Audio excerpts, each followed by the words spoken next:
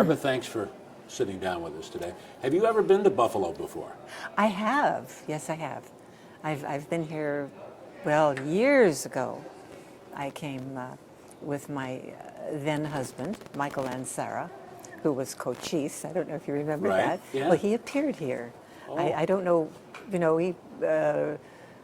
I don't know if you had rodeos or in Buffalo, but he was We here probably did, yeah. riding Yeah. his Pinto and, Yeah. yeah. Well, you've appeared, I know I'm looking at your biography, in so many things on television in the 50s and in the 60s, and I was surprised to see that one of the very first things you did was with Johnny Carson. Oh, yeah. What was that? It was a summer replacement, and it was one of the first things I ever did. I was living at the Studio Club. I had an agent, and he called and said, go to CBS and be interviewed because they want a dumb blonde. And I said, all right. I just wanted a job. And he said, and wear the dress. The dress. I had one dress that was form-fitting with little straps, and it was cotton, of course, and it was winter. And I had a white woolly coat, so I wore the coat, drove up to the driveway at CBS, parked, got out. It was still cold outside. LA does get cold, and walked into CBS, and oh my goodness, it was like a refrigerator. It was so cold. So I left the coat on, went up to the director's office and talked to him. And he wanted to know all about my background, where I'd studied, and blah, blah, blah, blah. And I told him, but I didn't take the coat off. I wore the dress, but I didn't take the coat off. Didn't get the job. So the next week, my agent called me again and said, now look, they want someone at CBS. Wear the dress, but take the coat off. And then you got that job. I got the job. Yes, I did. You also worked with Elvis. I did. What was that like? It was wonderful. He was just. He was such a complete, lovely man. Well-mannered, well brought up. I'd walk on the set and he'd stand up immediately and get me a chair. They don't do that, on movie sets. And he was very. It was a pleasure to work with someone who really cared about what he did. He wanted to be good, and he was. Now, a lot of people don't realize, they know you certainly best of all from Idrina Jeannie, but you were, and probably still are, quite a singer in your day. Well, I studied, that was the first thing. I studied at the Conservatory of Music in San Francisco, but I wouldn't say I was a singer. I studied, and I didn't sing. I mean, I sang in San Francisco, but never in LA until I did Jeannie. And then suddenly I had to do all the exercises and get ready to appear in Las Vegas. And that's when I started to sing. And you did again. a lot of those old the family variety TV shows that used to be on. You were on all of them. Dean Martin, Merv Griffin, oh my God, Bob Hope. I did 24 Bob Hope shows, Christmas specials, yeah. Did you ever go on the road with him when he went? I did. I went to the Persian Gulf. What was that like? Thrilling. It was thrilling. He commanded such respect and love from our fellows in the service. It was just, I get goosebumps when I think about it. When we were rehearsing, this was at NBC, not CBS, one of the crew members was sitting next to me, and he said, you know why I'm doing this, don't you? And of course, none of us got paid, and crew members usually get paid. So I said, no, I don't know why you're doing this. He said, I'd walk to hell for that man. He said, I was in Vietnam. He's the only one who came behind the lines and made us have a bright day. He said, I'll do anything for him. And then when I got to the Persian Gulf and I saw the reception, oh my land, it was better than the girls he brought along. And he had some nice girls. Oh yeah, he always had cuties. Yeah. Is there such a thing as a highlight? I mean, what's the thing, looking back on your career, that really you are most proud of, enjoyed doing the most? What stands out? I can't answer that. I can't answer that because my work has progressed just so gradually. It was steady. It was never boom, rah, rah. You know, I was under contract to Fox. I did, I guess, 12 films there. They loaned me to MGM, which was fabulous, because that was a great studio. And I did 2 films there, and 2 at Columbia, and 2 at Universal, counting them up.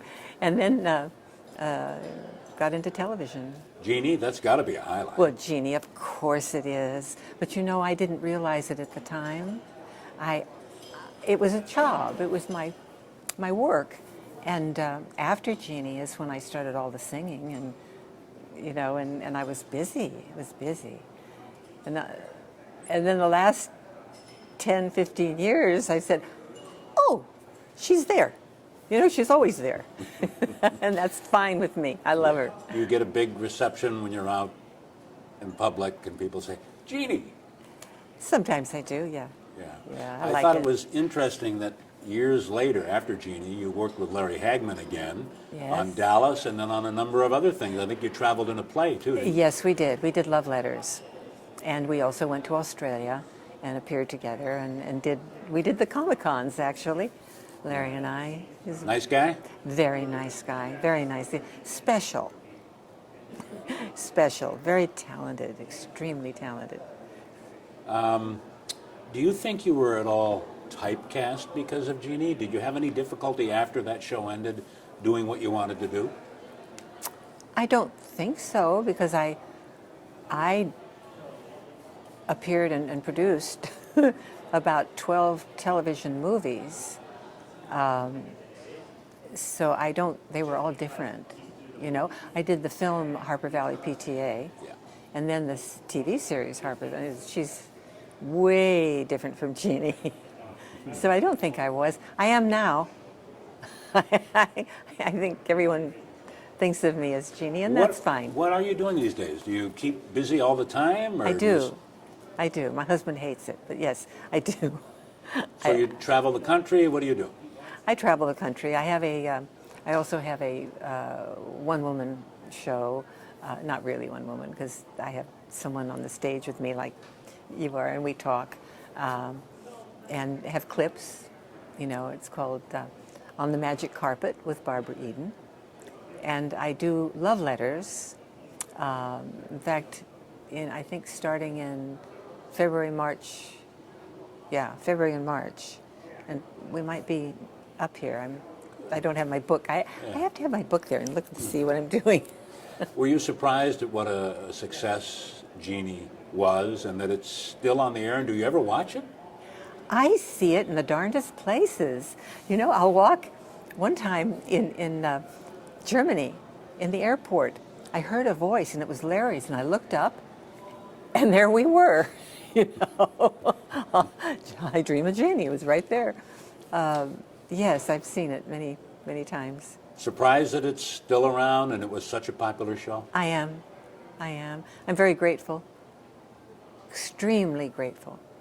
Was it fun to make it? Yes, it was. But as you know, it's a work. It's a job. But it was fun. Yeah. Now, when people, like if you're sitting there in the restaurant or in the airport and you see that come on, do other people kind of go, wait a minute, is that her? Well, I'll tell you, in Munich, I was walking pretty fast when I saw it. I don't know if they do. Yeah. Do you like coming to things like this where you get out and you meet people in the public and all your fans? And, I love it. And you get to talk to them? I love it. I really do. Any unusual stories from people that you've met? Oh, my. Well, I've had families dressed like Jeannie. The little girl, the little boys, you know, and the mommy's in a Jeannie costume and daddy's in a uniform, which is charming. What do you think about that whole thing? It's been talked about for years, where when you first came on, you weren't allowed to show your belly button. Oh, well, no, when I first came on, no one cared. Oh. No one cared. And then one of the reporters from the Hollywood Reporter would come down on the set, and he'd say, don't believe you have one. And I said, a one what? He said, a belly button. And I said, ha, nickel a peek, you know. But it was there. You know, when I'd raise my arms up, it'd peek out. It didn't, no one cared. Then my dear friend George Slaughter wanted to premiere my navel on Laugh-In. And suddenly the network realized I had a belly button. And they didn't let him put it on television. Then they came down on the set and really watched. And even put lining in my trousers, you know.